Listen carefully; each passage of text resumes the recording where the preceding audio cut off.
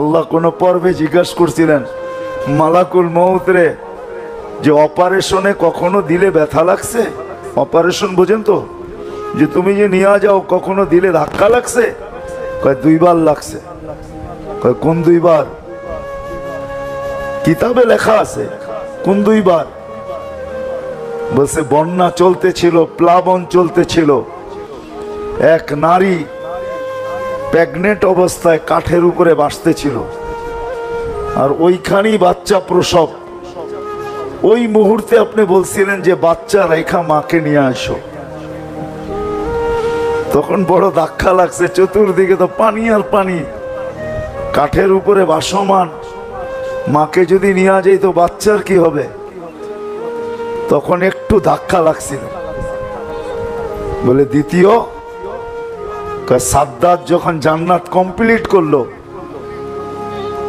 কারিগররা যখন বলল যে কমপ্লিট, দেখা শুধু সিগনেচার করে দেন।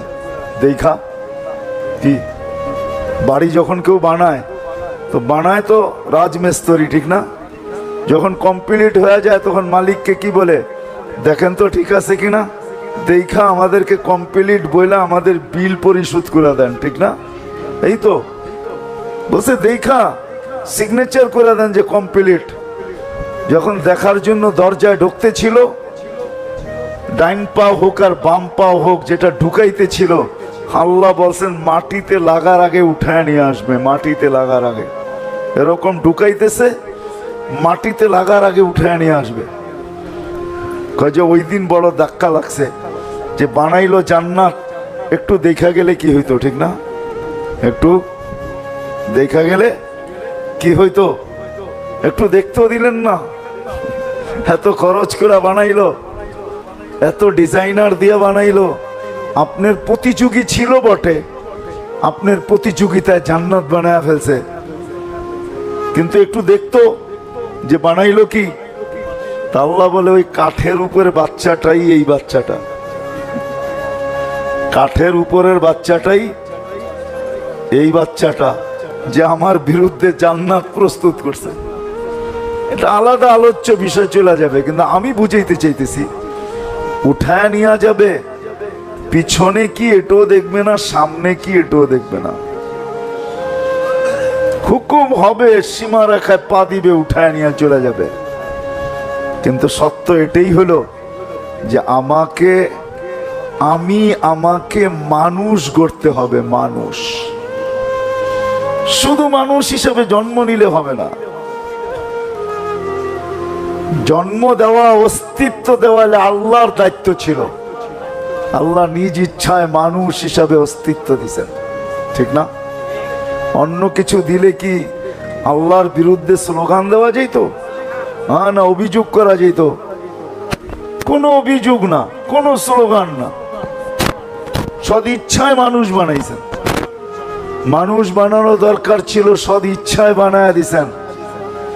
মুসলমানের ঘরে জন্ম দেওয়া দরকার ছিল, সদ ইচ্ছায় মুসলমানের ঘরে জন্ম দিছেন। সর্বশ্রেষ্ঠ নবীর উম্মত সদ ইচ্ছায় বানায় দিছেন। কিন্তু আমাকে মানুষ হিসাবে করতে হবে।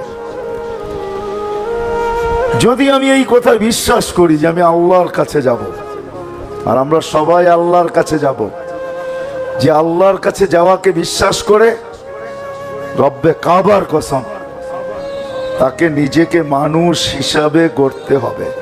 আর যদি না গড়ল তাহলে ওই কথাই সত্য, যদিও মানুষ হিসাবে অস্তিত্ব নিল, সৃষ্টির সেরা হিসাবে অস্তিত্ব নিল, কিন্তু আল্লাহ বলতে বাধ্য উলাইকা কাল আনআম। মানুষ হিসাবে অস্তিত্ব নিলে কি হবে? তুমি তো মানুষ হইলে না, জানোয়ার হইলে। তুমি তো মানুষ হইলে না, জানোয়ারের চেয়েও অদম হইলে। তুমি তো মানুষ হইলে না, কুকুরের চেয়েও অদম হইলে। তুমি তো মানুষ হইলে না, তুমি তো জাহান্নামের ইন্ধন হইলে, ইন্ধন। সত্য এটাই। আমাদের এই ছোট জীবনটা কিন্তু এই জন্যই, 60-70 বছরের যে জীবনটা আমরা দেখতেছি, আমি তো 60-70 বছর বলতেছি, কিন্তু আসলে কারো জানা নাই কে কতটুকু পাবো। কারো কারো জানা নাই কে কতটুকু পাবো। কেন মৌত কাউকে মিস কল দিয়ে আসে না। মালাকুল মৌত কারো বাড়িতে মিস কল দিয়ে আসে না। মালাকুল মৌত কারো বাড়িতে ফোন করে আসে না।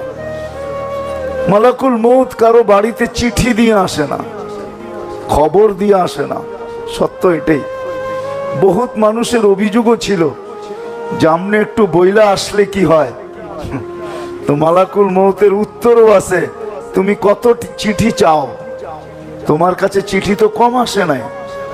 তোমার কাছে চিঠি তো যেদিন তোমার অস্তিত্ব ওদিন তো প্রথম চিঠি তোমার কাছে আসছে সাথে সাথে যে অস্তিত্ব নিছো, তোমাকে মরতেই হবে। কুল্লু নাফসিন যায়িকাতুল মাউত। অস্তিত্ব নিছো, তোমাকে মরতেই হবে। তো প্রথম চিঠি তো এটা ছিল। যেদিন যৌবনে পা দিছো ওদিন তো দ্বিতীয় চিঠি চলে আসছে তোমার কাছে যে যৌবনে পা দিছো মানি তোমার বিরুদ্ধে কলম চলা শুরু হলো। যতদিন পর্যন্ত যৌবনে পা দেয় নাই কলম তার বিরুদ্ধে লেখে নাই, কিচ্ছু লেখে নাই। কলম বিরুদ্ধে চলে নাই, পক্ষে চলছে, বিরুদ্ধে না। যেদিন যৌবনে পা দিছে ওদিন দ্বিতীয় চিঠি, এখন থেকে কলম তোমার বিরুদ্ধে চলতে শুরু করবে। দাড়ি ছিল না তখন একরকম চিঠি, দাড়ি দ্বিতীয় চিঠি ছিল যে দাড়ি চলে আসছে কিন্তু প্রস্তুত হয়ে যাও।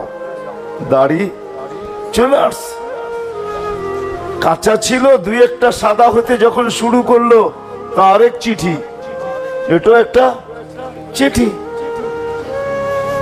প্রতি ডিসেম্বরে 31 নাইট আমরা হয়তো নতুন বৎসরকে খুশিতে স্বাগত জানাই। আসলে যদি বিবেকমান হইতাম, বুদ্ধিমান হইতাম, ভাবতাম, তাহলে প্রত্যেক 31 নাইট আমার কান্নার ছিল যে অতীত বৎসরটা তো কেটে গেল। এই বৎসরটার ভিতরে আমার কোনো চিঠি ইস্যু না হয়ে যায় যে এই বৎসরই আমার শেষ বৎসর, আর কোনোদিন 31 নাইট আমি চোখে দেখব না। যেমন সূর্য প্রতিদিন সকালে বলে আনা ইয়াউমুন জাদীদ, আমি নতুন দিন। আলা আমালিকা শাহিদ, তোমার কর্মের উপরে আমি সাক্ষী। ফাকতানিম, বুদ্ধিমান যদি হও তাহলে সুবর্ণ সুযোগ মনে করতে পারো। লান আউদ ফি হায়াতিকা আবাদা, হতে পারে কালকে সকালেরটা তুমি উঠতে নাও দেখতে পারো। এই রাত্রে কত মানুষই তো কবরে চলে যাবে, ঠিক না? না যাবে না? আরে কত না হোক 2-4-10 জন তো পুরা বাংলাদেশের ভিতর থেকে যাবে। সারা দুনিয়ার থেকে তো 2-10 হাজার যাবে। তো আর কালকে সকালে সূর্য ওঠা দেখলো না, ঠিক না? তো 31 নাইট কিন্তু আমার খুশির ছিল না, কান্নার ছিল। যদি আমি বুদ্ধিমান হইতাম তাহলে আমি কাঁদতাম, একটা বৎসর তো আমি পার করে দিলাম। যেইভাবেই পার করে দিয়া থাকি, সুখে আর দুঃখে, জীবিত ছিলাম, একটা বৎসর আমার পার হয়ে গেছে। সামনের বৎসরটা আমি পার করতে পারবো কি পারবো না, এই কান্না আমার রাত্রে আসতো যে আজকে একটা চিঠি হয়তো ইস্যু হয়েও গেছে যে এই বৎসরের 31 নাইট আর একে আমরা দেখাবো না। কি হতে পারে না? পারে না? কিন্তু আমরা তো খুশিতে স্বাগত জানাই। যা হোক, কথাকে আমি গুছায় নিয়ে আসি। মানুষ রূপরেখায় মানুষ হলেই মানুষ হয় না। রূপরেখার মানুষ না, রূপরেখার মানুষ হয় না। আমাদের সমাজে হয়, কাগজে কলমে হয়, কিন্তু মানুষকে মানুষের মতো মানুষ গড়তে হয়। অস্তিত্বটা আল্লাহর দায়িত্ব ছিল, গঠনটা আল্লাহর দায়িত্ব ছিল, পূর্ণতা আল্লাহর দায়িত্ব ছিল। আল্লাহ পূর্ণতা দিয়া মানুষ মার পেট থেকে অস্তিত্ব দিছেন। যাকে পূর্ণতা দেন নাই তার উপরে প্রশ্নের আঙ্গুলে উঠান নাই। যেমন কেউ বাকশক্তি নিয়ে আসে নাই মার পেটের থেকে, সে পূর্ণতা নিয়ে আসে নাই, বাকশক্তির নিয়ে আসে নাই, এটাও কিন্তু অপূর্ণতা। বাকশক্তি নিয়ে আসে নাই, বাকশক্তি সম্বন্ধে তাকে কিচ্ছু জিজ্ঞাসা করা হবে না, মরার পরে কিচ্ছু জিজ্ঞেস করা হবে না বাকশক্তির ব্যাপারে। অথচ আপনাদেরকে আমি এক সাহাবীর কাহিনী শুনাইতে পারি শর্টে। আবু দুজানা রাদিয়াল্লাহু তাআলা আনহু, যিনি ওই সাহাবী যিনি বদরের যুদ্ধ থেকে নিয়ে বিদায় হজ পর্যন্ত আল্লাহর রসুলের সঙ্গে ছিলেন। একটা যুদ্ধে উনি পিছিয়ে ছিলেন না। শর্টে বলতেছি, উহুদের যুদ্ধে আল্লাহ রসুল সাল্লাল্লাহু আলাইহি ওয়াসাল্লাম বললেন যে আমি এখন তলোয়ার দিতে চাই, যারা এই তলোয়ারের আমি একটা তলোয়ার দিতে চাই, কে কে নিতে প্রস্তুত? তো সবাই দাঁড়াইলেন। তো আল্লাহর রসুল বললেন, শোনো, এটার হক কয়জন আদায় করতে পারবা এটা বলো। এই তলোয়ারের হক আদায় করতে হবে, শোনো, নিলে চলবে না। তো সবাই বৈশা গেলেন, মাত্র 3 জন দাঁড়ায় থাকলেন, আবু দুজানা, ওমর রাদিয়াল্লাহু তাআলা আনহু আর জুবায়ের রাদিয়াল্লাহু তাআলা আনহু, 3 জন। আল্লাহর রাসূল 3 জনের ভিতরে চয়েস করলেন আবু দুজানা, হ্যাংলা পাতলা সাহাবী, ওনাকে হাতে উঠায়া দিলেন, দেখো এটার হক কিন্তু আদায় করবে। তো উনি হাতে নিয়ে কতগুলা ছন্দ পড়লেন, ছন্দ, কতগুলা আরবিতে ছন্দ পড়লেন যে আমি কিন্তু আবু দুজানা, আমার হাতে আল্লাহ রসুলের তরবারি, হুকুম হলো এটার হক আদায় করব। আজকে দুনিয়া দেখবে যে আমি এটার হক কি করে আদায় করি। তুমি জুবায়ের রাদিয়াল্লাহু তাআলা আনহু বলতেছেন, আমি পিছে পিছে হইলাম, আমার মতো হাট্টা গাট্টা লোক ওমর রাদিয়াল্লাহু তাআলা আনহুকে না দিয়েছেন, আমার মতো একটা লোক, দেখতে 7 ফিট, যেরকম শরীর এরকম চেহারা, এরকম শক্তি, এরকম হাট্টা, এরকম গাট্টা, আমাকে দিল না, দিল এই হ্যাংলা পাতলা। আমি দেখমু কি হক আদায় করে, কি হক আদায় করে। বাস উহুদের ময়দানে নামলেন, এক চুটে 2.5 থেকে 3,000-এর পুরা সফ যেখান দিয়া ঢুকলেন, শেষ মাথায় যায় থামলেন, এর আগে থামলেন না। মক্কার মেয়েরা কাফেরদের পক্ষে ছন্দ পড়তেছে, ছন্দ। আর ছন্দ যে সবচেয়ে বেশি, যার আওয়াজ সবচেয়ে সুন্দর, আবু সুফিয়ানের স্ত্রী হিন্দা, সে পড়তেছিল, আর সবাই তার সাথে সুর মিলাইতেছিল। সে বলতেছিল, শোনো, কাফেরদেরকে বলতেছিল, শোনো, আমরা কিন্তু তারকার মেয়ে। তারকার মেয়ে বোঝেন? তারকা যেরকম সুন্দরী, আমরা এরকম সুন্দরী, আমরা তারকার মেয়ে বলা চলে। আমরা তারকার মেয়ে, আমরা তারকা, আমরা তারকার মেয়ে। আমাদের গায়ের থেকে সুঘ্রাণ বাহির হইতেছে, আমাদের ওড়নাগুলা মুক্তা দিয়া খচিত আছে। যুদ্ধে যা হয় সৈন্যকে উৎসাহিত করার জন্য, তোমরা যে যে আগে বাড়বে আর মুসলমানদেরকে হত্যা করবে, আমরা তার গলায় লাগাবো, তাদের গলা, আমরা তাদের গলায় লাগবো। আর যদি ভাইগা গেলা তো আমরা তোমাদেরকে ছাইরা দিব, তো ছাড়িয়া দিব না, শুধু জুতা পিটা করে তোমাদেরকে ছেড়া যাব। আবু দুজানা রাদিয়াল্লাহু তাআলা আনহু যায় হিন্দার মাথার উপরে তরবারি রেখে দিছে, কিন্তু কতক্ষণ পরে তরবারিটা সরায় আনিছেন। তো জুবায়ের রাদিয়াল্লাহু তাআলা আনহু বললেন, এত বড় সুযোগ ছেড়া দিলা, তুমি জানো এটা কার তলোয়ার? এটা আল্লাহ রসুলের তলোয়ার। মহিলার গায়ের উপর রক্ত দ্বারা এটাকে কলুষিত করব? দুর্বলের রক্ত দ্বারা এটাকে কলুষিত করব? এই জন্য নামায়া দিছি। তারপরে ওইখান থেকে যখন ফিরে আসতেছিলেন, তো মক্কার ভিতরে একজন বড় বাহাদুর ছিলেন, বাহাদুর, বড় বাহাদুর। আমাদের থাকে না কুস্তি বীর, সে সর্বলাইনে বীর ছিল, বীর হিসাবে খেতাব। তো যখন এর সামনে পড়ছে, তো কাফেররা থাইমা গেছে যে এ করে কি দেখি, মুসলমানও থাইমা গেছে যে আজকে আবু দুজানা করে কি দেখি। আল্লাহ রসুলের তরবারি হক কিভাবে আদায় করে। তা আবু দুজানা রাদিয়াল্লাহু তাআলা আনহু সামনাসামনি হয়েছে, দুদিকে কিন্তু সবাই থামা, দেখে এই দুইজনের কি ঘটে, ঠিক না? তারপরে আগে চলবে। কাফেরও থেমে গেছেন, মুসলমানরাও থেমে গেছেন। তো তো চলতেছে তরবার চালানি, কিন্তু ওই বীর যে মক্কার, সে প্রথম তরবারি চালাইছে। আবু দুজানা রাদিয়াল্লাহু তাআলা আনহুর কাদের ভিতরে একটু জখম হয়ে গেছে। তা আবু দুজানা রাদিয়াল্লাহু তাআলা আনহু যখন দ্বিতীয়বার তরবারি চালাইছেন, তো ওরে এইখান দিয়া তরবারি দিয়া দুই টুকরা করে দুই দিকে ফেলাইয়া দিয়েছেন। তো জুবাইর রাদিয়াল্লাহু তাআলা আনহু বলেন যে আমার বুঝে আসছে কেন আল্লাহর রাসূল একে তরবারি দিছে। তো উনি ইয়ামানে শহীদ হইছেন, মিথ্যা নবীর বিরুদ্ধে যা লড়তে যায়, যুদ্ধে ইয়ামামা বলে এটাকে, ওই যুদ্ধে উনি শহীদ হয়েছেন। তো উনি শহীদ হয়ে মারা যাওয়ার আগ মুহূর্তে উনি বলতেছেন যে আমার জীবনের কোনো আমল আল্লাহর কাছে পেশ করার মতো আমার চোখে নাই। এটা আপনাদেরকে আমি বুঝাইতে চাইতেছিলাম যে আমার জীবনের কোনো আমল আল্লাহর কাছে পেশ করার মতো আমার কাছে নাই, শুধু একটা আমল ছাড়া, একটা আমল ছাড়া কোনো আমল আল্লাহর কাছে পেশ করার মতো নাই।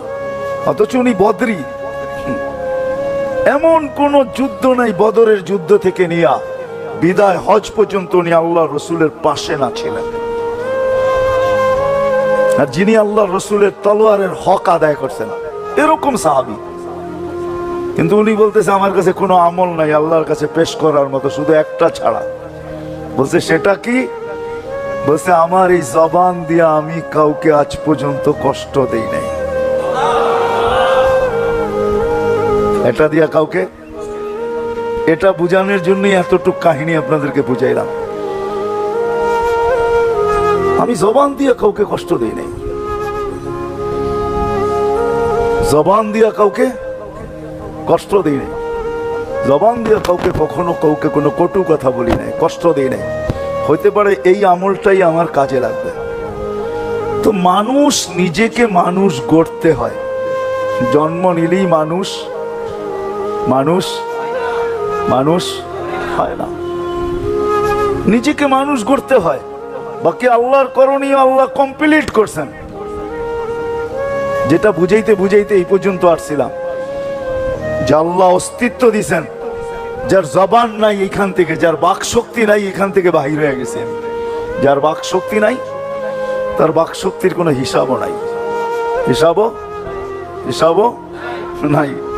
যার শ্রবণ শক্তি নাই তার কোনো শ্রবণ শক্তির হিসাব নাই। আল্লাহ যাকে পূর্ণতা দেন নাই তার থেকে যেটা দেন নাই ওটার হিসাব নিবেন না। কিন্তু আল্লাহ মেহেরবানি করে আমাদেরকে মার পেটের থেকে পূর্ণতা দিয়ে অস্তিত্ব দিছেন, আবার এই পূর্ণতাকে আনতে আনতে এক পর্বে নিয়ে আসছেন। যুবককে যৌবনের পর্বে, নারীকে নারীত্বের পর্বে, পুরুষকে পুরুষত্বের পর্বে, শিক্ষিতকে শিক্ষার পর্বে, দীক্ষিতকে দীক্ষার পর্বে, এক এক পর্বে আল্লাহ নিজ ইচ্ছায় নিয়ে আসছেন। যেটা আল্লাহর করণীয় ছিল।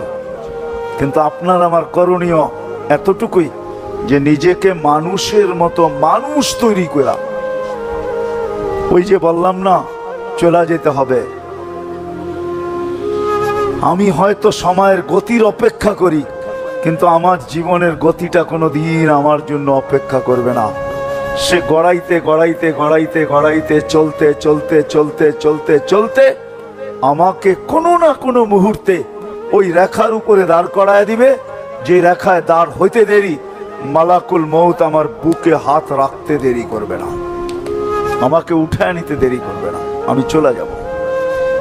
বিদায় আসেন, কথার শেষ জায়গায় আমি চলে আসছি। আসেন নিজেকে মানুষের মতো মানুষ গড়ি, শিখি যে আমি মানুষের মতো মানুষ হব কি করে, কোথায় গেলে হব। বাশীরান ওয়া নাযীরা দাঈয়ান ইলাল্লাহ রাহমাতাল লিল আলামিন শাফীআল মুযনিবিন হারিসুম বিল মুমিনিন রাউফুর রহিম সাল্লাল্লাহু আলাইহি ওয়া আলা আলিহি ওয়া আসহাবিহি ওয়া আতবাইহি সালাতান ওয়া সালামান কাসীরান কাসীরা। أما بعد فأعوذ بالله من الشيطان الرجيم بسم الله الرحمن الرحيم إن الله اصطفى لكم الدين وقال جل جلاله فلا تموتن إلا وأنتم مسلمون وقال رسول الله صلى الله عليه وسلم ألا إن رخى الإسلام لدائرة فدوروا مع الإسلام حيث دار أو كما قال عليه الصلاة والسلام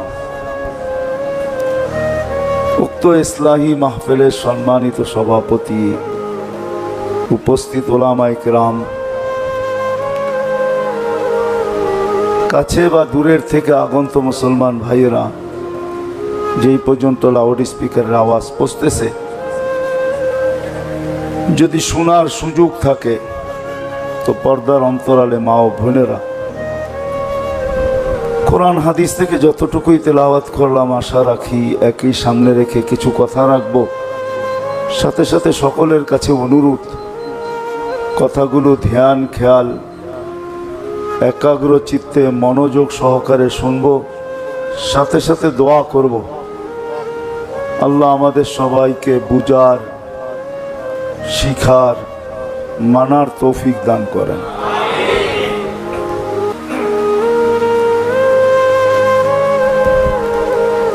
মানুষ রূপরেখায় যদিও মানুষ হিসাবে অস্তিত্ব নেয়,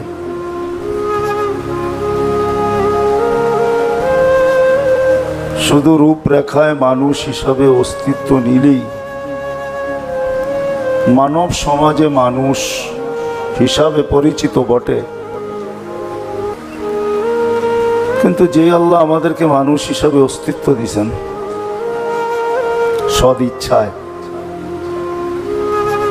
বা যে আল্লাহ আমাদেরকে মুসলমানের ঘরে অস্তিত্ব দিয়েছেন সদ ইচ্ছায়, যে আল্লাহ আমাদেরকে সর্বশ্রেষ্ঠ নবীর উম্মত বানাইছেন সদ ইচ্ছায়,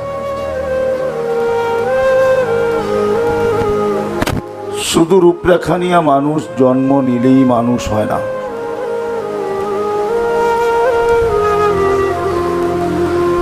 নিজেকে মানুষ হিসাবে গড়ে তুলতে হয়, নিজেকে মানুষ হিসাবে তৈরি করতে হয়, গড়ে তুলতে হয়, তৈরি করতে হয়। মানুষ হিসাবে অস্তিত্ব নিলেই মানুষ হয় না, কেননা মানুষ সৃষ্টির ভিতরে সেরা।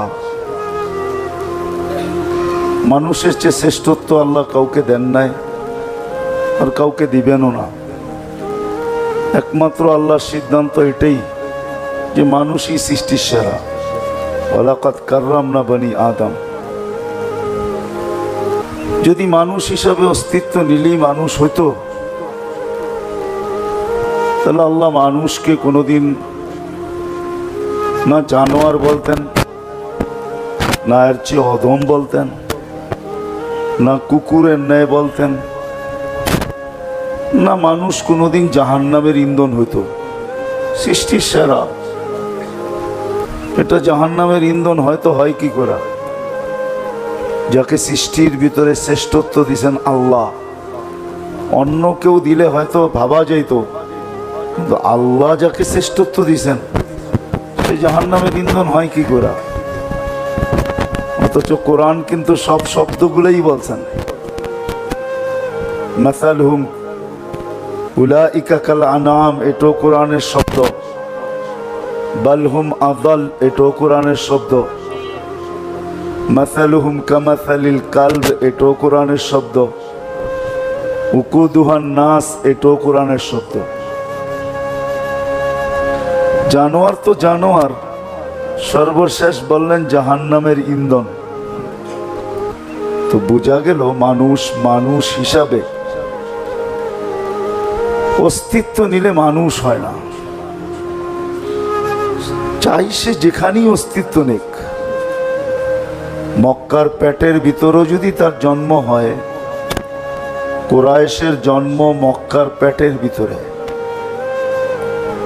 বাইতুল্লাহর পরিধির ভিতরে, হেরেমে কাবার পরিধির ভিতরে কুরাইশদের জন্ম, অস্তিত্ব এখানে। যারা বাইতুল্লাহর প্রতিবেশী, বাইতুল্লাহর চাবিও এদের কাছে ছিল, যারা বাইতুল্লাহর মোতাওয়াল্লি ছিলেন, জমজম কুয়ার মালিক যারা ছিলেন, অনেক কিছু ছিলেন। তারপরেও দেখা যায় এত উত্তম জায়গায় জন্ম নেওয়ার পরেও আবু জাহেল অবশ্যই জাহান্নামের ইন্ধন। শুধু জাহান্নামের ইন্ধন না, আল্লাহ রসুল সাল্লাল্লাহু আলাইহি ওয়াসাল্লাম নিজে বলতেছেন, ফেরাউন ও হাদিহিল উম্মাহ, এই উম্মতের ফেরাউন যদি কেউ দেখতে চাও তাহলে আবু জাহেলকে দেখো, সে এই উম্মতের ফেরাউন। অথচ মক্কার পরিধির ভিতরে তার জন্ম। তো যেখানেই জন্ম নেক, বংশ যত উঁচাই হোক, কেননা সত্য এটাই, যেই বংশের থেকে আমাদের নবীজি নির্বাচিত, ওই বংশ কোনো ছোটখাটো বংশ না। কি বলেন? ছোটখাটো কি? আপনাদের ধারণা কি ছোট খাটো? এর চেয়ে উচ্চ কোনো বংশ দুনিয়াতে আসে না আর আসবে না। এটা জিবরিল আলাইহিস সালামের ফতুয়া, ওনার উক্তি, কল্লাবতুল কাবাইলা কুল্লাহ মা ওয়াজাদতু আশরাফা মিন কুরাইশ।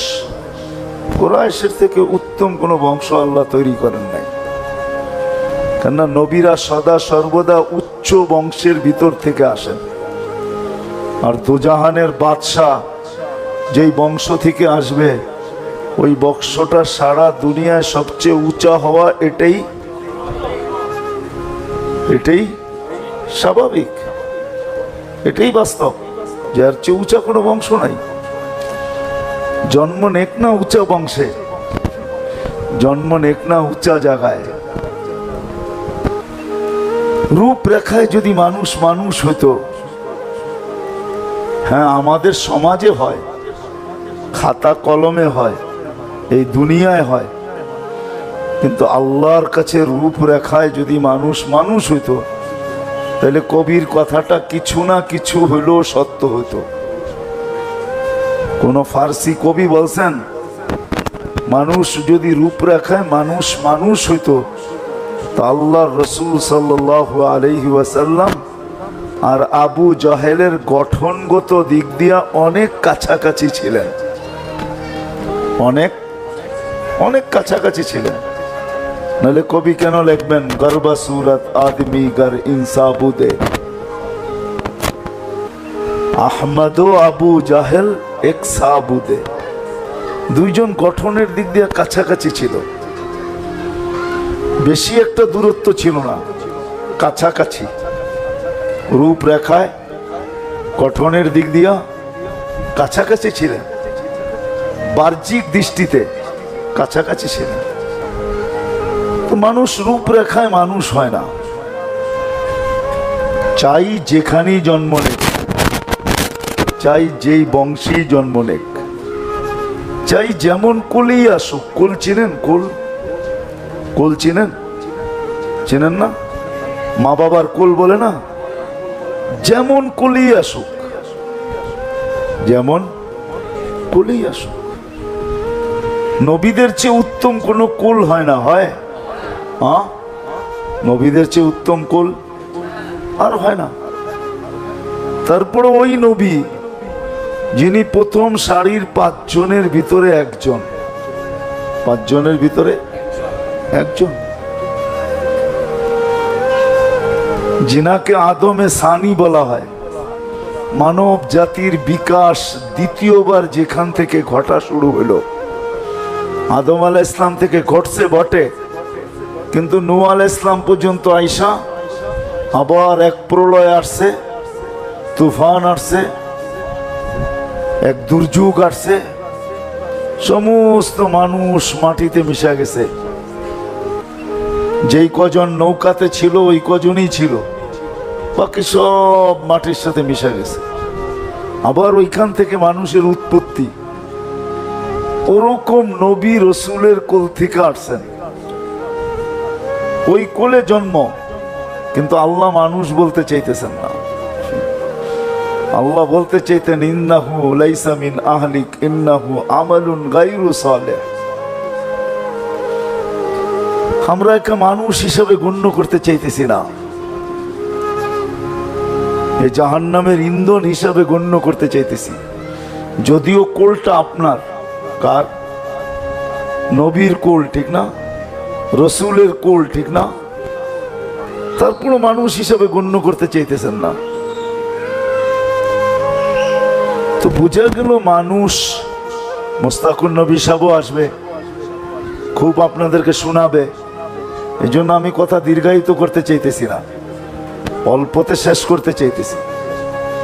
আর আশা করি যত ধ্যান দিয়া শুনবো তত বুঝে আসবে, আর না হইলে কিন্তু বুঝে আসবে না, মাথার উপর দিয়ে চলে যাবে। জীবনটা তো আমার জন্য অপেক্ষা করে না, আমি অনেক সময় জীবনের জন্য সময়ের জন্য অপেক্ষা করি। জীবনের সময়টা কিন্তু আমার জন্য কোনোদিন অপেক্ষা করে না, আর করবে না। আমি হয়তো মাঝে মাঝে সময়ের জন্য অপেক্ষা করি, একটু পর পরই ঘড়ি দেখতে থাকি, এখনো 9টা বাজে নাই, 10টায় দোকান খুলবে। গাউসিয়া বেশি দূরে না, হাইটা গেলে 20 মিনিট লাগবে, গাড়িতে গেলে 5 মিনিট লাগবে। তো ঘড়ি বারবার আমি দেখতে থাকি যে 9টা, সোয়া 9টায় বাহির হইলেই হবে, ঠিক না? হ্যাঁ, কিন্তু আমার জীবনের গতির ঘড়ি কোনোদিন আমার দিকে তাকায় নাই, সময়ের গতি কোনোদিন আমার দিকে তাকায় নাই। যে লোকটাকে তো ব্যস্ত দেখি, আমি একটু থাইমা থাকি। লোকটাকে তো অসুস্থ দেখি, আমি একটু থাইমা থাকি। লোকটাকে তো ঝাইঝামেলায় দেখতেছি, আমি একটু থাইমা থাকি। সে আমার দিকে কোনোদিন তাকাবে না, তাকায় নাই, আমার দিকে তাকাবে না। অচিরে সে গড়াইতে গড়াইতে গড়াইতে গড়াইতে গড়াইতে সে গড়াইতে থাকবে, আমি গড়াই আর না গড়াই। গড়ানো বোঝেন? সে চলতে থাকবে, আমি চলি আর না চলি। সে একদিন আমাকে রেখার উপরে দাঁড় করায় দিবে। রেখা বোঝেন? সীমানায় দাঁড় করায় দিবে, রেখার উপরে দাঁড় করায় দিবে। যেখানে দাঁড় হইতে দেরি, মালাকুল মউত আমার বুকে হাত রাখতে দেরি করবে না। রেখায় দাঁড়াইতে দেরি, বুকে হাত রাখতে দেরি করবে না। এই কথা ভাববে না এর পিছে কে আছে আর আগে কে আছে, এর ডাইনে কে আছে আর বামে কে আছে। এটা কোনোদিন ভাববে না যে এর পিছে কে আছে। উদাহরণ যদি দেই, কত মানুষই তো ছোট ছোট বাচ্চা রেখা চলে যায়, ঠিক না? হ্যাঁ, বিলকুল ছোট ছোট বাচ্চা, কেউ বালেগ হয় নাই। আর সংসারে একমাত্র সেই মাঝি ছিল। মাঝি বুঝেন তো? সংসারের একমাত্র সেই পরিচালক ছিল। কিন্তু কি করবেন, সীমারেখায় পা চলে আসছে, মালাকুল মউত বুকে হাত রেখা দিছে, একটুও তাকায় নাই যে পিছনে ছোট ছোট বাচ্চাগুলা, পিছনে ছোট ছোট বাচ্চাগুলা একটুও তাকায় নাই। তাকাইছে? হ্যাঁ, না সামনে তাকাইছে যে বাচ্চাগুলোর ভবিষ্যৎ কি হবে? সে তো হুকুমের গোলাম। আল্লাহ বলছে নিয়ে আসো, তো সে নিয়ে যাইতে বাধ্য। নিয়ে যাবে না, ডাইনে না পিছে তাকায় দেখবে, না সামনে দেখবে, না ডাইনে দেখবে না বামে দেখবে। উঠানের দরকার, সে উঠায় নিয়ে যাবে। আর এটাই সত্য। এরকম দৃষ্টান্তে দুনিয়াটা ভরা, ঠিক না? কিতাবে পাওয়া যায়। তো জান্নাতে পেশাব পায়খানা হবে, আনতাশিবু ফালা তাহরাম আবাদা, চিরদিন যুবক থাকবে, কোনদিন বৃদ্ধ হবে। আনতাহইয়া ফালা তামুতু আবাদা, চিরদিন জীবিত থাকবে, মওত কোনদিন। আনতাসিহু ফালা তামরাদু আবাদা, চিরদিন সুস্থ থাকবে, অসুস্থ কোনদিন হবে না। আনতানামু ফালা তাইয়াস আবাদা, চিরদিন নিয়ামত পাবে, কোনদিন করবে না। প্রত্যেক জান্নাতীর 10টা শারীরিক গুণ থাকবে। 120 ফিট লম্বা হবে, 7-8 সিনাটা চওড়া হবে। আল্লাহ হুসনে ইউসুফ আলাইহিস সালামের মতো রূপ হবে। আলা মিলাদি ঈসা 33 বছরের ঈসা আলাইহিস সালামের মতো যুবক হবে। আলা কুওয়াতি মুসা আলাইহিস সালামের মতো শক্তি হবে। আলা খুলুকি মুহাম্মদ, আমাদের নবীজির আখলাক আমাদের ভিতরে সেট হবে। আলা সৌতি দাউদ আলাইহিস সালামের মতো প্রত্যেক জান্নাতি সিঙ্গার হবে। দাউদ আলাইহিস সালাম সিঙ্গার ছিলেন। জবুর যখন পড়তেন তো পাহাড় পর্যন্ত ডাক ছিল। পাহাড় যুবক, জান্নাতে যখন তুমি গানের সুর দিবে না, হয় পুরো জান্নাত তোমার আওয়াজে মাতাল হয়ে যাবে। ফুরেরা পর্যন্ত মাতাল হবে, খাদেমরা পর্যন্ত মাতাল হবে, সব ছুটে চলে আসবে তোমার আওয়াজ। কৌয়াত মিয়াত রাজুল, 100 পুরুষের যৌবন শক্তি। কত? এখন কয়জনের? একজন পাই তোমাকে মাথা নষ্ট।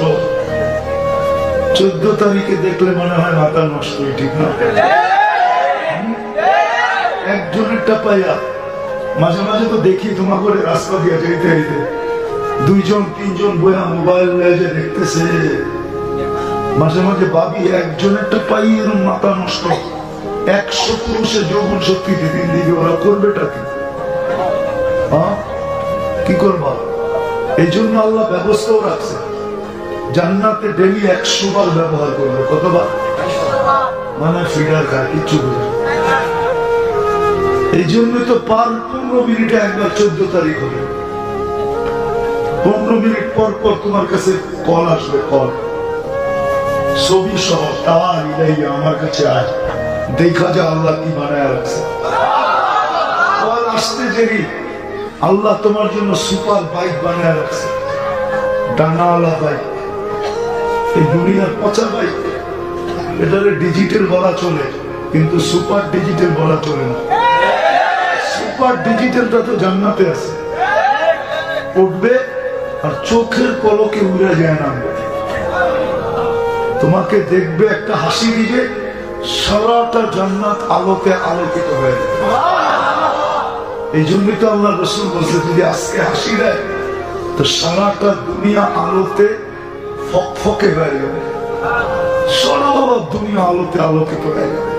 লাউ যাহিকা আলা দুনিয়া লাতানাব্বারাতিদ দুনিয়া কুল্লাহ। দেখা ঈসা বলছেন, দেখা ঈসা। আবারও বলতেছে, তুমি যে নামবে, জিজ্ঞেস করবে নাম কি, তো বলবে তুমি কোরআন পড়ে আসো নাই, লাদাইনা মাজিদ, কোরআনে বলা ছিল আমার নাম, আল্লাহ আমাকে তোমার জন্য মাজিদ নামে তৈরি করছেন। তারপরে যুবক নিয়ে যাবে অন্দর মহলে। বুঝে আসছে? 100 পুরুষের যৌবন শক্তি, জুরদুন মুরদুন মুখালু, দাড়ি থাকবে না, মোষ থাকবে না, চোখে সুন্দর লাগানো থাকবে, সব জান্নাতে রাখা আছে, যা চাবে তা মিলবে।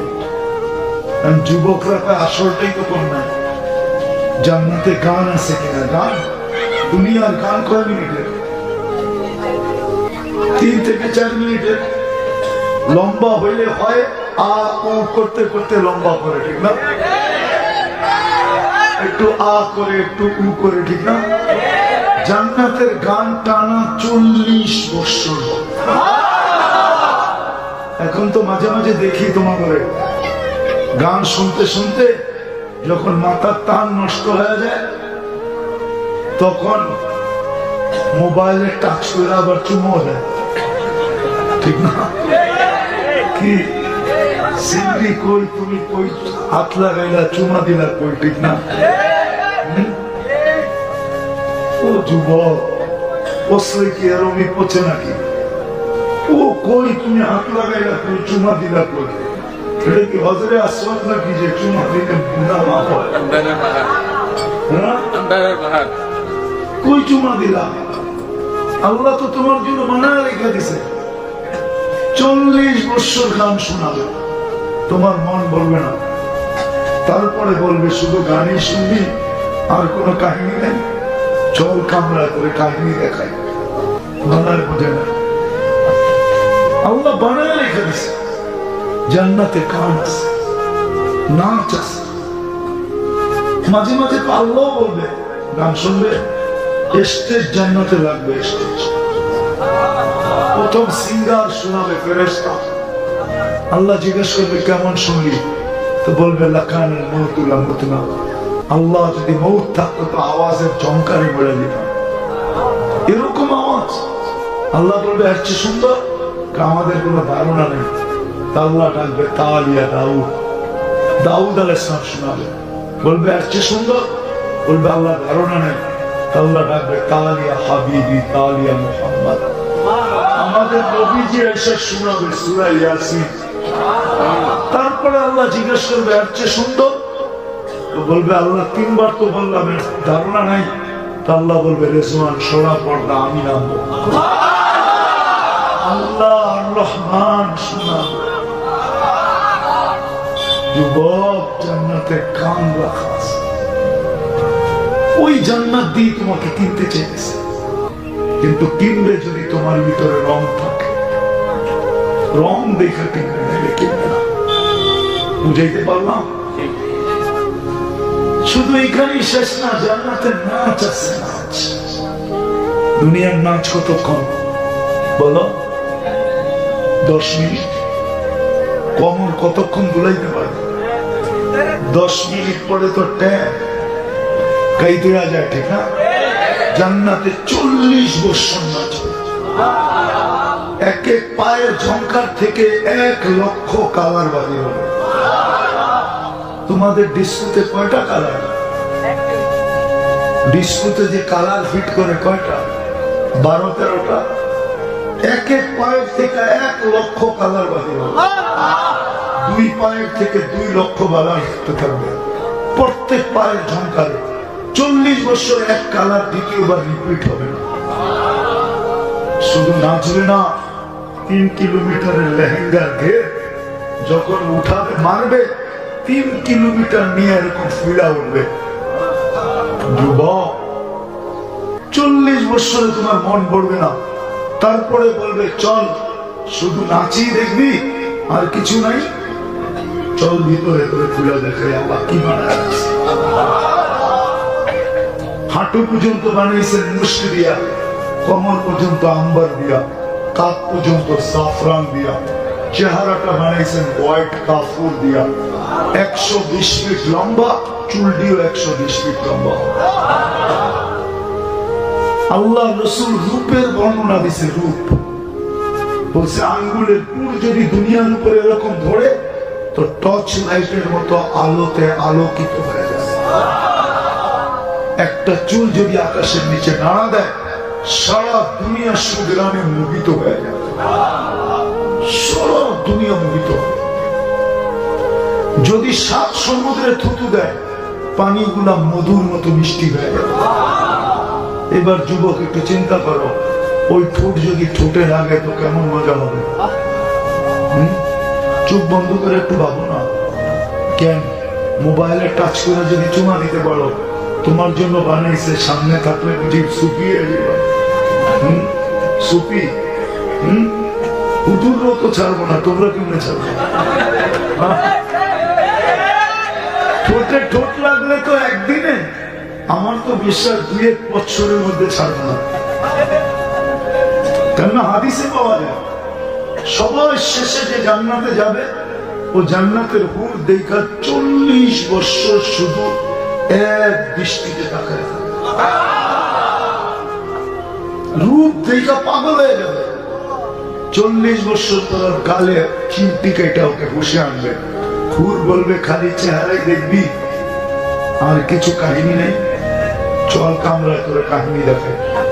তুই চেহারা দেখি এরকম হয়ে গেছস, আর পুরো শরীরটা দেখলে কি করবি? তো শুধু শুধু থুতুর কথা আল্লাহ রাসূল বলছেন, পায়ের সৌন্দর্যের কথা বলছেন। পাও খুলা দিলে সূর্য আলো হারায় ফেলবে। বাবা যুবক চেহারায় কতটি রূপ হবে। আমাদের দুনিয়ার মা বোনরা হুরদের থেকে 1 লক্ষ গুণ বেশি রূপসী হবে। হায় আল্লাহ, স্টেজে কারা আছে, সামনে কারা আছে, অন্তরালে কারা আছে, দূর দূর কে কে আছে। এখানে তোলাবাও দেখতেছি, ওলামাও দেখতেছি, সাদা দাড়িও দেখতেছি, কাঁচা দাড়িও দেখতেছি, যুবকও দেখতেছি, বৃদ্ধও দেখতেছি। আল্লাহ, হয়তো অন্তরালে মাপন্ড হাত উঠে বসে আছে। কোন সময় হাত তুলছি এটাও দেখেন। যখন আপনি আমাদের দুনিয়ার ছাড়, আপনি দেওয়ার জন্য ডাকতেছেন, আমরা পাওয়ার জন্য হাত উঠে আসছি। আপনি মাফ করার জন্য ডাকতেছেন, আমরা তওবা করে মাগফিরাতের মালা পড়ার জন্য হাত উঠে আসছি। মালিক, বেশি কিছু চাই, চাওয়া ছাড়াই তো এত দিছে, শুধু এতটুকু তো অবশ্যই চাবো। আজকের এই আয়োজন যেন কবুল হয়, আয়োজকরা যেন কবুল হয়, সাহায্য সহানুভূতিকারীরা যেন কবুল হয়, বিশেষ করে যুবকরা যেন কবুল হয়, শ্রোতা যেন কবুল হয়, বক্তা যেন কবুল হয়।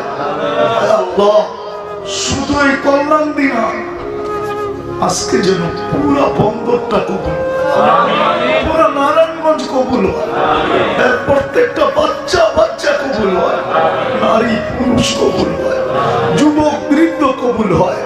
আল্লাহ, কবুলিয়াত চাইতেছি, আমাদের তওবা যেন কবুল হয়, আমাদের অঙ্গীকার যেন কবুল হয়। আল্লাহ, কবুলিয়াত ছাড়া তো কিছু ঘটে না। কবুলিয়াত যদি না হইতো তা আবু বকর রাদিয়াল্লাহু তাআলা আনহু কোনদিন সিদ্দিক হইতেন না, ওমর রাদিয়াল্লাহু তাআলা আনহু কোনদিন ফারুক হইতেন না, ওসমান রাদিয়াল্লাহু তাআলা আনহু কোনদিন দিন নুরাইন হইতেন না, আলী রাদিয়াল্লাহু তাআলা আনহু কোনদিন শেরে খোদা হইতেন না। আলেম আলেম হইতো না, মুফতি মুফতি হতো না, গাউস গাউস হতো না, কুতুব কুতুব হতো না, আব্দুল কাদের বকতিরানের পীর হইতেন। আমরা কবুলিয়াত চাই, আর কিচ্ছু চাই না। আমরা কবুলিয়াতের মালা ছাড়া উঠতে চাই না। বিশেষ করে যুবকদের গলায় মালা পড়ায় আজকে পুরো উম্মতের গলায় পড়ায়, ইনসানের সাথে সাথে জিন্নাতের গলায় পড়ায়। আল্লাহ, যার যে পেরেশানি আছে দূর করে দেন, প্রয়োজন আছে মিটায়া দেন। যারা অসুস্থ আছে শেফায়ে কামেলা আজেলা দায়েমা মুস্তামিররা নসিব করেন। জটিল রোগে যারা আক্রান্ত, হার্টের হোক, কিডনির হোক, লিভার হোক, ব্রেন স্ট্রোক হোক, ডায়াবেটিস হোক, ক্যান্সার হোক, সবাইকে শেফায়ে কামেলা আজেলা দায়েমা মুস্তামিররা নসিব। আয় আল্লাহ, আয় আল্লাহ, এই আয়োজনের উসিলায়, আয় আল্লাহ, এই আয়োজনের উসিলায় শুধু কল্যাণ দিয়ে মাটির নিচে, আয় আল্লাহ, শুধু বন্দরের মাটির নিচে, শুধু নারায়ণগঞ্জের মাটির নিচে না, এই দুনিয়ার মাটির নিচে উম্মতে মুহাম্মদী যে যেখানে সাহিত্য আছে সবাইকে মাফ করে দাও। বিশেষ করে এই আয়োজনের সাথে যারা সংযুক্ত, এদের আত্মীয় স্বজন বা এই কল্যাণ সংস্থার সাথে যারা ছিল কবরে চলে গেছে, বিশেষ করে এদেরকে, বিশেষ করে শ্রোতাদের সাথে যারা সংযুক্ত কবরে চলে গেছে, বক্তাদের সাথে যারা সংযুক্ত কবরে চলে গেছে, সবাইকে মাফ করে কবর জান্নাতের বাগান বানায়, ফিরদাউসুল আলার ভিতরে মাকাম নসিব করে। আয় আল্লাহ, যা চাইতে পারলাম তাও দেন, যা চাইতে পারলাম না তাও দেন। আয় আল্লাহ, আমারও চাইতেছি এই যুবকদেরকে আপনি কবুল করেন, এই মাহফিলকে তা কিয়ামত পর্যন্ত কায়েম আর দায়েম, এর উসিলায় এদেরকে আপনি জান্নাতের অধিকারী বানায় দেন, জান্নাতওয়ালা যুবক বানায় দেন। আয় আল্লাহ, অনেকে দোয়ার দরখাস্ত করছে, অনেকে করতে চাইছে পারে না, হক রাখে। আল্লাহ, সবার মনোবাঞ্ছনাকে আপনি পূর্ণ করেন। আল্লাহ, সামনে রমজান আসতেছে, আয় আল্লাহ, মউত তো অবধারিত, কিন্তু আমাদের জীবনে বরকত দেওয়া যায়, রমজান পর্যন্ত আমাদেরকে পৌঁছার তৌফিক নসিব করেন। সর্বশেষ আমাদের মা বাবাকে মাফ করেন। আয় আল্লাহ, আমাদেরকে আপনার হাবিবের আদর্শে আদর্শবান হওয়ার তৌফিক নসিব করেন। আয় আল্লাহ, আয় আল্লাহ, আরো যে যা দরখাস্ত করছে সবাই সমস্ত মনোবাঞ্ছনা পূর্ণ করেন। সর্বশেষ আল্লাহ, ফিলিস্তিন, ফিলিস্তিনকে আপনি মুক্ত করেন, স্বাধীন করেন, আপনার ঘরকে আপনি আল্লাহ আবার জালেমরা হাতি নিয়ে চলে আসছে, আল্লাহ আপনি মেহেরবানি করে আবাবিলকে পাথর দিয়া পাঠায় দেন না, আমাদের ঈমান বাড়ায় দেন না, ঈমান বাড়ায়। আমরা ওইটা তো দেখতে পারি না, কমসে কম আমাদেরকে এটা একটু দেখায়। আল্লাহ আল্লাহ আল্লাহ আল্লাহ আমাদের দেশটাকে আপনি সুরক্ষিত হেফাজত করেন, হেফাজত করেন সমস্ত বিপর্যয়ের থেকে, সমস্ত আসমানি জমিনি বালার থেকে, সমস্ত মুসিবত থেকে আপনি আমাদের দেশটাকে হেফাজত করেন। আল্লাহ যা চাইতে পারলাম তাও দেন, যা চাইতে পারলাম না তাও দেন। আল্লাহ আবারও সর্বশেষ আপনি এই যুবকদেরকে কবুল করুন, মদিনার যুবকদের মতো বানায়। ওয়াসাল্লাল্লাহু তাআলা আলা খায়রি খালকিহি মুহাম্মাদ ওয়া আলিহি ওয়া সাহবিহি আজমাইন বিরহমাতিকা ইয়া আরহামার রাহিমিন। যেমন আমরা কোয়ালিটি দেখা কিনি, আল্লাহ কিন্তু আমাদের রং দেখা কিনবে। কে কিনবে? ক্রেতার কারণে জিনিসের দাম বাড়ে কমে, এটা জানেন? সত্য তো? সত্য না? ক্রেতাকে আমরা, আল্লাহ ক্রেতা, আল্লাহ আমাদেরকে কিনবে। কে কিনবে? আল্লাহ কিনবে। কোরআনে ঘোষণা দিয়েছেন আল্লাহ, ইন্নাল্লাহ আশতারা, আল্লাহ বলে আমি কিনবো, কিন্তু রং দেখা কিনবে, রং ছাড়া কিনবে। কি দিয়া কিনবে? জান্নাতের বিনিময়ে কিনবে, কাগজের টাকা দিয়ে কিনবে না, প্লাস্টিকের কার্ড দিয়ে কিনবে না। প্লাস্টিকের কার্ড চিনেন কি? ক্রেডিট কার্ড, এটা প্লাস্টিকের বানানো, এটা দিয়ে কিনবে না, আল্লাহ জান্নাতের বিনিময়ে কিনবে। চলেন দেখি, জান্নাতের ধারণা একটু নেই, তাইলে হয়তো আপনার দিলেও আগ্রহ পয়দা হতে পারে যে আল্লাহ আমাকে কিনো, আল্লাহ আমাকে কিনো। জান্নাতের ধারণা তো আমাদের নাই, আমাদের যুবকদের ভিতরে নাই, আমাদের নারীদের ভিতরে নাই, আমাদের পুরুষদের ভিতরে নাই। যদি থাকতো তাহলে আল্লাহ রসুলের কথা সত্য হতো। আল্লাহ রসুল বলেন তাহলে আমাদের ঘুম আসত না। প্রবাসী যখন বাড়ি আসার সময় বাড়ির আসার নির্ধারিত হয়, টিকিট শিকেট বাজার সাজার লাগেজ সাগেজ সব রেডি হয়ে যায়, তখন আমার ঘুম আসে না। ও সবসময় কখন বাড়ি যাবে, কখন বাড়ি যাবে। প্লেনে উঠলেও ওর কাছে ভালো লাগে না, ও মাঝে মাঝে ভাবে যে পাইলট আসতে চালাইতেছে, আমি যদি চালাইতে পারতাম তাহলে আরো দ্রুত গতিতে বসতে পারতাম। জান্নাতের ধারণা যদি আমাদের কাছে আসে তাহলে রব্বে কাবার কসম আমাদের কারো ঘুম আসবে যতক্ষণ পর্যন্ত না পাই। কারণ আল্লাহ রাসূল বলেছে লা ইয়ানামু তালিবু, জান্নাত যার ভিতরে ঢুকে গেছে ওর ঘুম আসবে না। আর সত্য এটাই, যারা আল্লাহ ওয়ালা, যাদের দিলের ভিতরে জান্নাত ঢুকে গেছে ওদের রাত্রে ঘুম আসে না, ওরা শুধু ছটফট করতে থাকে। যখন ছটফট করতে করতে একটা পর্ব আসে তখন জায়নামাজ বিছায়া দিয়ে পয়লা কাঁদতে থাকে যে কবে ওই সময়টা আসবে দুনিয়ার থেকে যাব আর জান্নাতে ঢুকবো। চলেন আমরা একটু জান্নাত ঘুরে আসি, দেখি আমাদের যুবকদের দিলে লাগে কিনা। এটা তো যুবকদের পক্ষ থেকে আয়োজন, শিশির বেজা বন্ধু মহল, যুবকদের আয়োজন। দেখি আজকে ওদের দিলের ভিতরে জান্নাত লাগাইতে পারবি। দোয়া করেন আপনারা যেন আল্লাহ যুবকদের দিলের ভিতরে জান্নাত গাইথা দেয়। আজকের থেকে শিশিরে না ভিজা ওদের চোখই ভিজতে থাকে। শিশিরের ভিজাতে তো কোনো কাজ হয় না, যদি শিশিরের ভিজা কাজ হইতো তাহলে আমাদের দেশে প্রবাদ বাক্য হইতো না, শিশিরে ভিজে না মাটি বিনা বর্ষণে। শিশিরে ভিজে না মাটি বিনা বর্ষণে। শিশিরে আর কি ভিজবে, যদি চোখের পানিতে ভিজে তাহলে ইনশাআল্লাহ জান্নাত মিলবেই মিলবে। এই জন্য আল্লাহ কিন্তু আমাদেরকে কিনতে চাইতেছে। কে কিনবে? কি দেখা কিনবে? রং দেখা কিনবে। রং কিসের বিনিময়ে কিনবে? জান্নাতের বিনিময়ে কিনবে। জান্নাত এই দুনিয়ার পচা মাটি না, জান্নাতের মাটি। জান্নাতের মাটি হবে মুশক আর জাফরান মিশ্রিত। চিনেন তো না মুশক, আর চিনেন তো না জাফরান। হায়, যদি নিয়ে যেতে পারতাম একটু, তাহলে স্পেনে দেখে আনতে পারতাম যে জাফরান বলে তো বলে কাকে।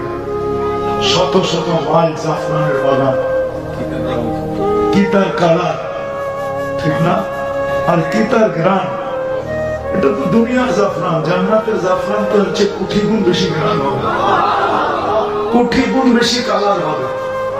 জান্নাতের মাটি হবে জাফরান আর মুশক মিশ্রিত। কে দেখা এসব বলছে? আমাদের নবীজি সচক্ষে দেখা এসব বলছে। কখনো যখন বাপে দেখা আসে আর ছেলেকে বলে, তখন যদি কেউ জিজ্ঞাসা করে তুই দেখছিস, তো ছেলেও যদি ছেলে হয় তাহলে অবশ্যই বলে যে বেটা আমার বাপ দেখা আসছে, মানে আমি দেখা আসছি। আমাদের নবীজি দেখা আসছে মানে আমরা উম্মত দেখা আসছি, ঠিক না? সত্য তো। আবার একটা উদাহরণ দেখি, ঘরালারা যদি কোনো মেয়ে দেখা আসে আর ছেলে যদি এরকমই লাজুক হয়, আয়সা বলে আমাদের পছন্দ, যেমন চাইছি তেমনই, তোমার সাথে খুব মিলবে। আর ছেলেকে যদি বলে তুমি দেখা আসো, তো ছেলে ভদ্র হইলে কি বলে? আরে তোমাদের দেখাই আমার দেখা। আমাদের নবীজির জান্নাত দেখা মানে আমাদের নবীজি দেখা এসে বলছে জান্নাতের মাটি মুশক আর জাফরান। বিল্ডিং গুলা হবে সোনার ইট আর রূপার ইট দিয়া। দুনিয়ার এই পচা মাটির ইট না, এই শ্বাস সিমেন্ট দিয়া মিলাবে না। আল্লাহ মুশক দিয়া দুটাকে জড়বে। দুনিয়ার মতো এত ছোট তালা না, দুনিয়ার মতো 12-13 ফিটের তালা না, জমিন থেকে আকাশ পর্যন্ত এক তালার দূরত্ব। বলবেন এত বড় সিঁড়ি কিভাবে বাইব? ওইখানে সিঁড়ি থাকবে না, সুপার এক্সেলেটর লাগানো, হাতে চলবে না, মন দিয়ে চলবে। যত তালায় যেতে চাইবেন চোখের পলকে অত তালায় উঠায় দেবে। আপনি বলবেন যদি এত দ্রুত গতিতে চলে তাইলে আমি উড়া যাব না? তাইলে আমি এখন আপনাকে দেখাইতেছি, আমাদের দুনিয়াটা কিন্তু সূর্যের পিছনে পার ঘন্টায় 66,000 মাইল গতিতে দৌড়াইতেছে। আপনি কি উড়ে যেতেছেন? হ্যাঁ, 66,000 মাইল গতি পার ঘন্টায় সূর্যের পিছে আমাদের দুনিয়া দৌড়াইতেছে। এটা বিজ্ঞান বলতেছে। 1000 মাইল পার ঘন্টায় ঘুরতেছে, 24 ঘন্টা একবার প্রদক্ষিণ হয়। এই জন্যই আমাদের দিন রাত 24 ঘন্টা, কেননা আমাদের দুনিয়ার ফুটবলটা 24,000 মাইল পার ঘন্টায় 1000 মাইল ঘুরে। কি আপনি কি ছিটকে দিতেছেন? কে আপনাকে স্থির রাখছে? ঠিক ওইখানেও দ্রুত গতিতে যাবেন, কিন্তু ছিটকে পড়বেন। হলো জবাব হলো সুপার লিফট লাগানো, মন দিয়ে চলবে, বটন দাবাইতে হবে। দুনিয়াতে ফল ধরে কিসের গাছে? ফল ধরে কিসের গাছে? হ্যাঁ, দূর কাঠের গাছে ধরে, কাঠের গাছে। ফল ধরে কিসের গাছে? জান্নাতে ফল ধরবে সোনার গাছে। কাঠের গাছের চোষা যদি এত মজা হয়, তো সোনার গাছের চোষা কত মজা হবে, ল্যাংড়া কত মজা হবে, হাড়ি বাংলা কত মজা হবে, আমরুপালি কত মজা হবে, ফজলি কত মজা হবে।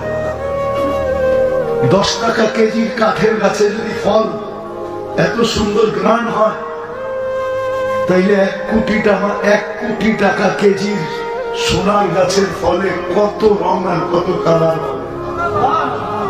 70টা গ্রান হবে, 70টা কালার হবে, 70টা মজা হবে।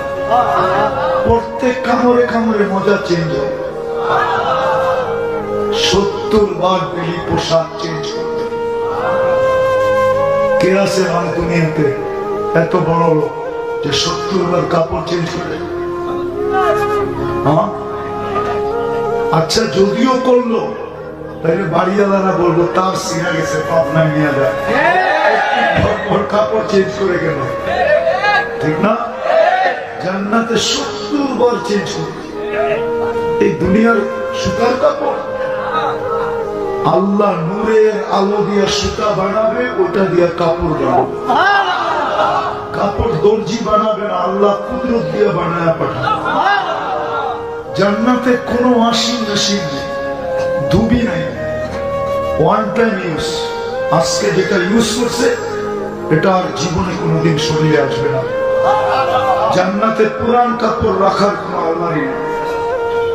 শেষ, কালকে নতুন 70 জোড়া বানায় পাঠাবে। মা বোনরা ডেলি 70 বার লেহেঙ্গা চেঞ্জ করবে। লেহেঙ্গার ঘের হবে 3 কিলোমিটার। কয় কিলোমিটার? ডেলি 70 হাজার আইটেম খাবে। জান্নাতে কোনো কিচেন নেই, কুদরত দিয়ে পাকায় পাঠাবে। আল্লাহ কুদরত দিয়ে পাকায় পাকায় পাঠাবে জান্নাতে। ডেলি 70 হাজার আইটেম খাবে। জান্নাতে পেশাব পায়খানা হবে না। বলবেন খালি হবে কি করে? খাবে, ঢেক দিবে, খালি হয়ে যাবে, সুগ্রাণ হয়ে মুখিত হইতে থাকবে। দুনিয়ায় যত দামি খাক তত বেশি দুর্গন্ধ হয়। এটা তো বিশ্বাস করেন? হ্যাঁ, আজকে বেশি দুর্গন্ধ কেন জানেন? ওই যে পিজা সিজা, গ্রিল সিরিল, বার্গার সার্গার এগুলা খাইতো, কিন্তু আগে সাদা মাঠা মানুষ খাইতো, এত দুর্গন্ধ হইতো না।